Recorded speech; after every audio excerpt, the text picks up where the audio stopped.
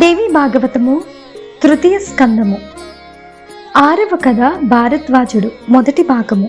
తెల్లవారింది. ప్రాణాలతో ఉన్నాము. బట్టా వస్తువు వాహనం తర్వాత చూసుకుందాము అని పడవనెక్కి అవలి ఒడ్డుకి చేరి దారిలో ఉన్న భారద్వాజ ఆశ్రమానికి వెళ్లారు. ఆ మహానుభావుడు మనోరమను చూసి, ఎవరమ్మా నువ్వు? ఏమిటి ఈ కాలినడకన ఈ ఆశ్రమానికి వచ్చినావు? ఆపదలో పడిన ఏ దేవకాంతవో లేక ఏ మహారాణివో అని ఆప్యాయంగా అడిగాడు. అప్పుడు విదురుడు ఇలా అంటున్నాడు: మహాత్మా, అయోధ్యాధీశుడు ధ్రువసంధి ఒకనాడు వేటకు వెళ్లి అడవిలో సింహం చేత మరణించాడు. అతని కత్తి వేటకు సింగం కూడా చచ్చింది.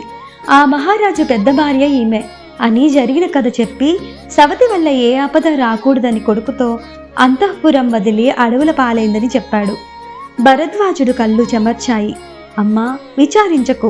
దైవం అమాయకులను మొదట విడిచినా సమయానికి ఆదుకుంటుంది. విచారించకు, నీ కొడుకే రాజవుతాడు. భయపడకు. నిస్సంకోచంగా నా ఈ ఆశ్రమంలో ఉండవచ్చు అని అన్నాడు. అదిగో ఆ వర్ణశాల, దానిలో ఉండండి అని ఆకుటిల్లు చూపాడు. మనోరమ ధైర్యం తెచ్చుకొని సైరంధ్రి సుత మంత్రులతో ఆ పర్ణశాలలో సుఖంగా నివసించసాగింది. ఇక్కడ అక్కడి కథ. యథాజిత్తు పగణనిచి పట్టణానికి వచ్చాడు. మంచి ముహూర్తాన మనముడికి సత్రజిత్తుకి పట్టాభిషేకం చేయించి గద్దెనెక్కించాడు. కొందరు మంచి చెడ్డలను విమర్శించే బుద్ధిగల వారు, పెద్దరాణి ఎక్కడ పోయిందో, సుదర్శనుడు ఏమైపోయాడు, లోకము పాడు తెలియని అమాయకుడు, మనముడి కోసం ఆ తాత వీరసేనుడు చచ్చిపోవటం వల్ల ఇంత జరిగింది అని అనుకున్నారే గాని యథాజిత్తుకు భయపడి గట్టిగా అనలేకపోయారు. మనుమడికి రాజ్యం పట్టాభిషేకం చేసి యథాజిత్తు రాజోద్యోగులకు తగిన పద్ధతులు చెప్పి తిరిగి తన దేశానికి పోతూ మనోరమ సుదర్శనుడు భారద్వాజాశ్రమంలో ఉన్నారనే సంగతి విన్నాడు.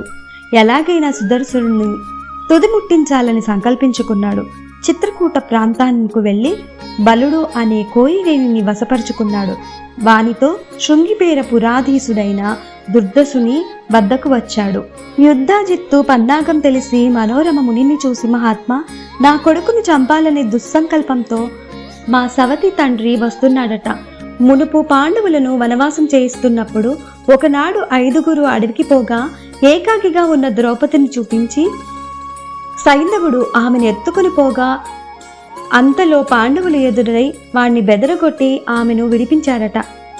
ఇది మీకు తెలియనిది కాదు, నా బాధ కొద్దీ చెప్తున్నాను. ఆ యుధాజిత్తును ఎలాగైనా పంపివేసి నా కొడుకును రక్షించండి అని దీనంగా పలికింది. అమ్మా, ఇదంతా నేను చూసుకుంటాను, నువ్వు నిర్భయంగా ఉండు, లోపలకు పో అని భరద్వాజుడు ధైర్యం చెప్పి మనోరమను పన్నశాలకు పంపి యుధాజిత్తును సమీపించి, ఏమిటి ఇలా వచ్చావు అని అడిగాడు. మనోరమను తీసుకుని పోవడానికి వచ్చాను అని రాజు నిర్భయముగా బదులు పలికాడు.